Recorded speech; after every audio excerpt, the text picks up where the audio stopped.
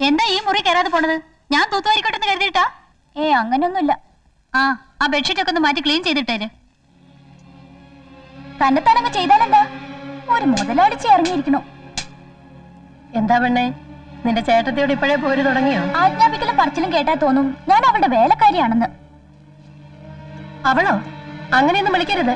ചേട്ടത്തിയമ്മയ്ക്ക് അമ്മയുടെ സ്ഥാന. ആ പെരുമാറ്റേ തിരിച്ചും വേണം. അമ്മ എന്തിനാ ഇതൊക്കെ എടുക്കുന്നേ? അലക്കാൻ. അതൊക്കെ ചേട്ടത്തി ചെയ്തോളും. ഇതാരുടെ അടി? അതെന്റെയാ. നിന്നെ പോലെ തന്നെയാ എനിക്ക് അവളും. എന്റെ വയറ്റി പറന്നില്ല എന്നേ ഉള്ളൂ. പിന്നെ ഈ നാത്തും പോരൊന്നും ഇവിടെ വേണ്ട കേട്ടോ. മാധവി ചേച്ചി എങ്ങനെ ഇവിടെ ഉണ്ടായിരുന്നെങ്കിലേ നാത്തും പോരല്ല, ഒരു യുദ്ധം തന്നെ ഇവിടെ കഴിഞ്ഞേനെ.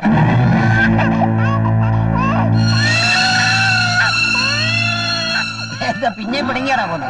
കല്യാണത്തിന് വന്നപ്പോ അമ്മായിയും മെമ്പരോളും അതേ ചക്കരെ പോലെ ആയിരുന്നല്ലോ. ആ തള്ളക്ക് വീണ്ടും ചൊറിച്ചിൽ തുടങ്ങി. എന്നാ നിനക്ക് അവിടെ വൃത്തിയായിട്ട് മാന്തി കൊടുക്കാമായിരുന്നില്ലേ?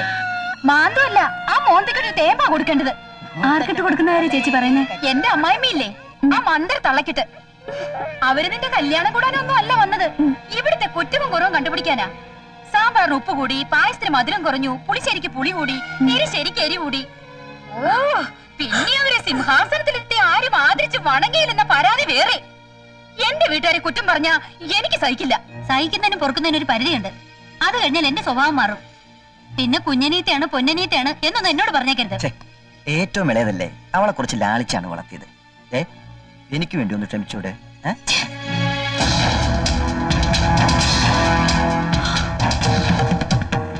അയ്യോ, എന്റെ പുതിയ സാരി അത് 10,000 രൂപ വിലയുള്ളതാ. വെള്ളത്തിൽ മുക്കി കുത്തിപ്പിഴിഞ്ഞ അതിന് പണി കഴിഞ്ഞു.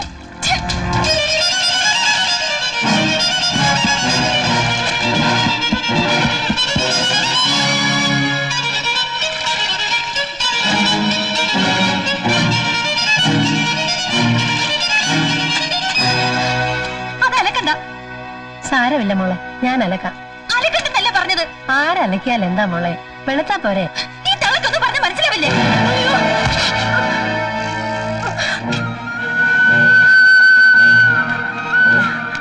എന്തെങ്കിലും പറ്റിയോ അമ്മേ? എന്താ ഇത്? ഇത്രയും വില കൂടിയ സാരി ഡ്രൈവേഴ്സിനോ കൊടുക്കേണ്ടത്? ടീച്ചറാണെന്ന് പറഞ്ഞിട്ട് എന്താ കാര്യം? വിവരം വേണം. എന്റെ ഭാര്യത്തല്ല നീ ആരാടാ? ഞാനൊരല്പം താമസിച്ചതേ ചേട്ടനെ ഇറക്കട്ടെ ഒന്ന് പൊട്ടിക്കുന്ന കരുതിയാ. എന്റെ അമ്മയെ തള്ളിയിട്ട് വിള ഞാൻ. വേണ്ട, ഒരെണ്ണം മതി.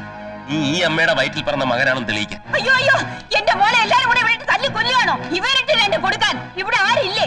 എടാ പ്രേമേന്ദ്ര, നോയിക്കൊണ്ട് നിൽക്കുകയാണോ? അതെ, ബഹളം ഉണ്ടാക്കണ്ട. നിങ്ങളുടെ മകൾ ചെയ്ത വലിയൊരു തെറ്റിന് ഒരു ചെറിയ ശിക്ഷ കൊടുത്തു, അത്രേ ഉള്ളൂ.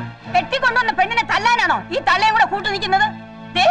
എന്റെ അമ്മയെ കുറിച്ച് മിണ്ടിപ്പോരുത്.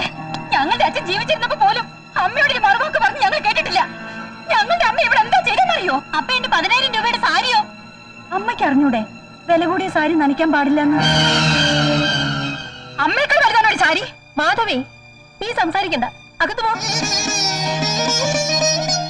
വിശാലാക്ഷി, എനിക്കൊരു തെറ്റുപറ്റി. തെറ്റുപറ്റിയത് എനിക്കാ. ഈ അലവലാതി കുടുംബത്തിലേക്ക് എന്റെ മോളെ കെട്ടിച്ചു കൊടുത്തത്. അലവലാതി കുടുംബം ആരുടെ നടന്ന് കണ്ടാൽ അറിയാം. ഒരു ചുരിദാറും വലിച്ചു കയറ്റി കുടിം ഗ്ലാസും വെച്ച് പ്രായം മറന്നുള്ള നിങ്ങളുടെ ഈ നടപ്പ് നെറ്റിയിൽ എഴുതി വെച്ചിരിക്കുക അലവലാതിയാണെന്നേ. മാധവി, അമ്മയൊന്നും മിണ്ടാതിരുന്നേ. ഞങ്ങളുടെ കുടുംബത്തിക്കാർ ഞങ്ങളെ ഭരിക്കാതെ ഇറങ്ങി പോകാളച്ചി. ആണല്ലോ ഇത് കേട്ട് നിൽക്കാൻ. വേറെ വണ്ടിയില് പ്രേമേന്ദ്ര, പ്രശ്നം വഷളാക്കാതെ തന്റെ ഭാര്യയെ പറഞ്ഞൊന്ന് മനസ്സിലാക്കുക. പ്രേമേന്ദ്രൻ എല്ലാം മനസ്സിലായി. നിനക്ക് ഭാര്യയോടൊത്ത് ജീവിക്കണമെങ്കിൽ ഞാൻ ശീതനമായിട്ട് തന്ന ആ മാരുതി കാറെടുത്ത് എന്റെ പിന്നാലെ പോരെ. കേറി കാറില്. നീ ആലോചിക്കാനൊന്നുമില്ല. ഞാൻ ഈ കുടുംബം കുളം തോണ്ടും.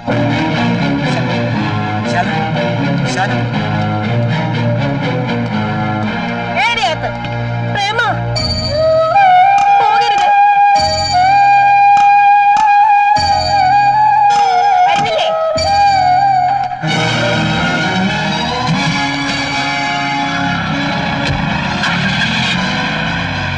പ്രേമ, പ്രേമ, ശേഖരൻകുട്ടി അവൻ പോണ കണ്ടില്ലേ? അമ്മ പുല്ലാരിച്ചു വളർത്തിയ മൂത്ത മോന് ഇവൻ നട്ടല് കൊടുത്തില്ലെന്ന് കരുതിയാ മതി.